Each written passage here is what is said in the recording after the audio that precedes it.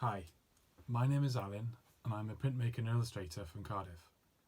Over this set of videos I'm going to show you how to do some simple printmaking techniques you can do at home using ink pads and some other basic materials. So to start with, I'm going to run through the materials that you will need. So to start with, I'm going to go through the ink pads, the type of ink pad you're going to need. So here I've got a selection of the ink pads, my ink pads that I use.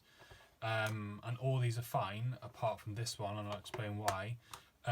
You need an ink pad where the actual pad of ink comes up higher than the base around it, and that's so there's no kind of interference when you're actually using the ink pad. So that one's fine. That one's also fine, and these ones here.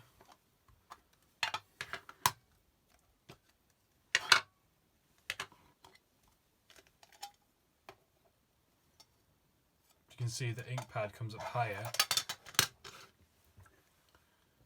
than the actual base itself. Okay, and this one doesn't. This one has a kind of plastic lip around the outside, and that's even though this is a big ink pad, you can't use it because it's quite.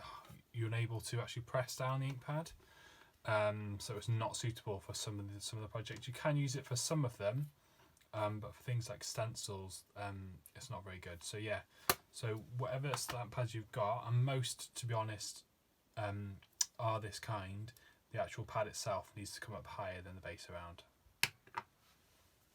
So the other materials you're going to need are a cutting mat, and don't worry if you haven't got a cutting mat, a kind of scrap thick piece of card or even a few layers of cereal box card would work fine, just so you're not damaging the surface underneath.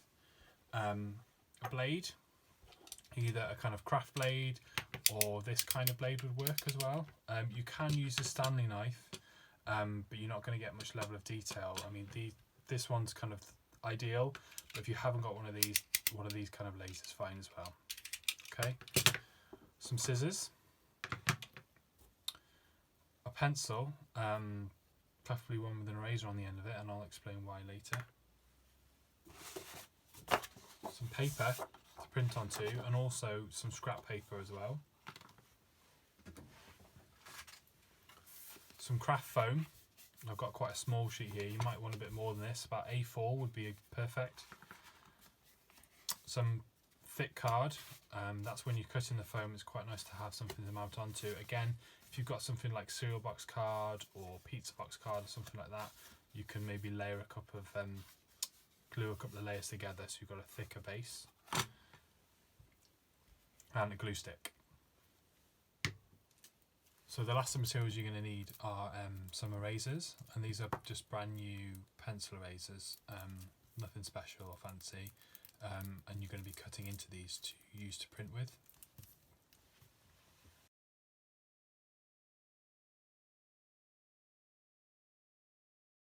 So the first method of printing I'm going to show you is stencils.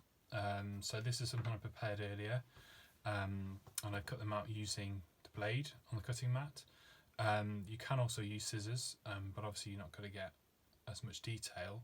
But you can fold the sheet of paper, and this is just kind of basic copy of paper. You can fold it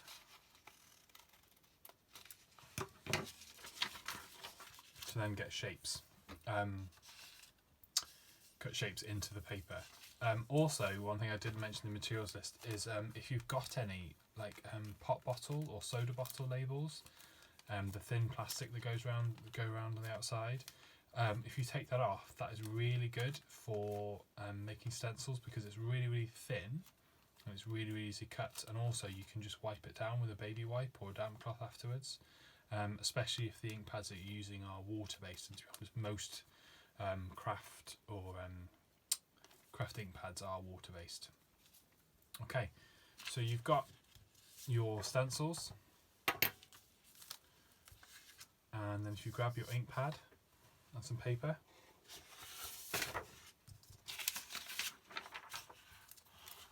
okay, it would, if you have got more than one colour of ink pad for this, it would obviously make a much more varied image, but don't worry if you haven't, if you've only managed to get a hold of one colour.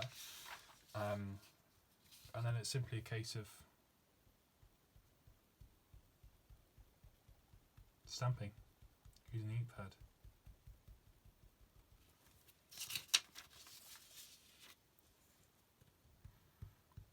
So at the moment I'm just doing some abstract shapes, but you can do whatever you like. So if I show you the kind of pop bottle stencil, and you can also use a tiny bit of masking tape to hold these down if you want as well.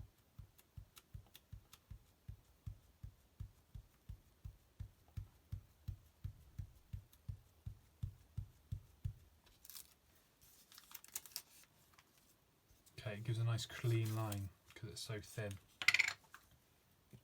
Ideally you'd wipe this down now, but I'm just for the purpose of this video I'm going to just crack on.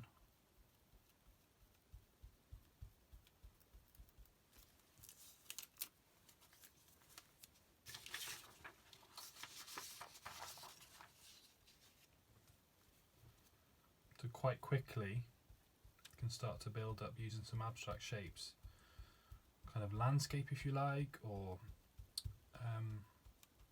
faces. Do kind of like a nose shape and eye shapes if you like. The beauty of it is you can just pick it up and try again.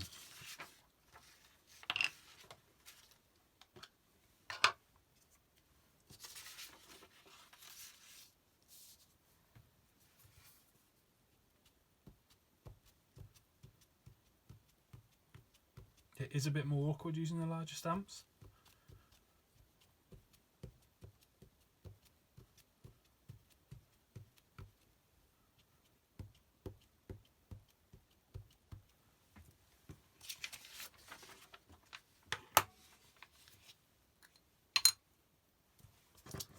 Try the smaller one.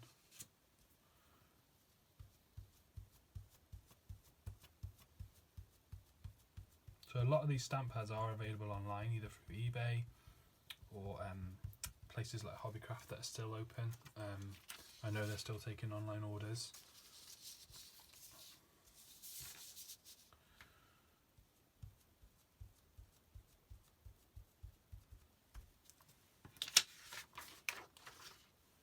Okay, and last one. Again, ideally this would be clean before you start stamping again.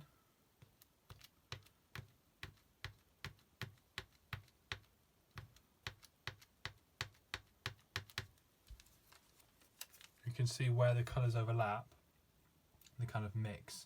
This not so much, because when you've got paler colours such as pinks or creams, they're generally quite chalky and give a much more solid colour, whereas brighter colours or kind of more like pastel colours, they will overlap. But yeah, that's process one, stenciling using ink pads.